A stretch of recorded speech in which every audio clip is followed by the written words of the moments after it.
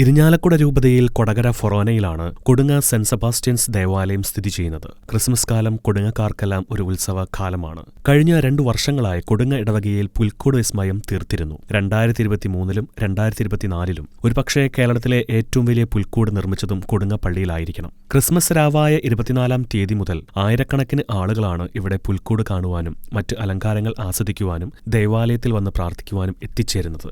എന്നാൽ ഈ പ്രാവശ്യം പുൽക്കൂടിനൊപ്പം മിന്നിത്തിളങ്ങുന്ന 2025 നക്ഷത്രങ്ങളാണ് കൊടുങ്ങ ഇടവക അംഗങ്ങൾ ഇടവക വികാരിയായ ഫാദർ ഷിബു നെല്ലിശ്ശേരിയുടെ നേതൃത്വത്തിൽ ഒരുക്കിയിരിക്കുന്നത്. 2025 വർഷത്തെ പ്രതിനിധീകരിക്കുന്നതിനായി 2025 നക്ഷത്രങ്ങൾ വിശുദ്ധ സെബസ്ത്യാനോസിന്റെ ദേവാലയ അങ്കണത്തിൽ മിന്നിത്തിളങ്ങുന്ന കാഴ്ച ഒന്ന് കാണേണ്ടത് തന്നെയാണ്. പേപ്പർ നക്ഷത്രങ്ങളിൽ വൈദ്യുതി വിളക്കുകൾ സ്ഥാപിച്ചാണ് നക്ഷത്രങ്ങൾ ഒരുക്കിയിരിക്കുന്നത്.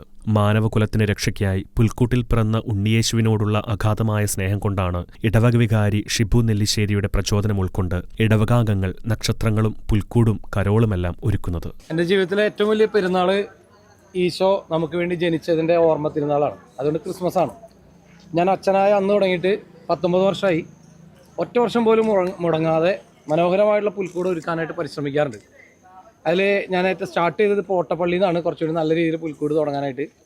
അപ്പോൾ എനിക്ക് കൂട്ടായ്മ നന്നായിട്ട് ഉണ്ടാകുന്ന പോലെ തോന്നി. ഇടവകയിലെ എല്ലാവരും ഒരുമിച്ച് വരും. ഇവിടെ ഇപ്പോൾ 2 വർഷമായി, 3ാമത്തെ വർഷമാണ് പുൽക്കൂട് ഉണ്ടാക്കുന്നത്. ഡിസംബർ മാസം തുടങ്ങിയാൽ ഒരുവിധം എല്ലാവരും നിങ്ങൾ കാണുന്നുണ്ടാവും.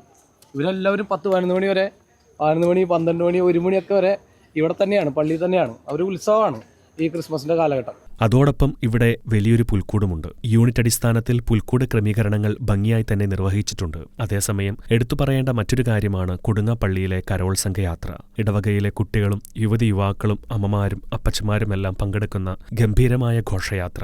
കരവിരുതുകൊണ്ടും നൃത്തച്ചുവടുകൊണ്ടും വർണ്ണാഭമായ ഘോഷയാത്ര കൊടുങ്ങ പള്ളിയിലെ ഒരു പ്രത്യേകതയാണ്. ഡിസംബർ 31 വരെയാണ് ഇവിടെ ആഘോഷങ്ങൾ നടത്തപ്പെടുന്നത്.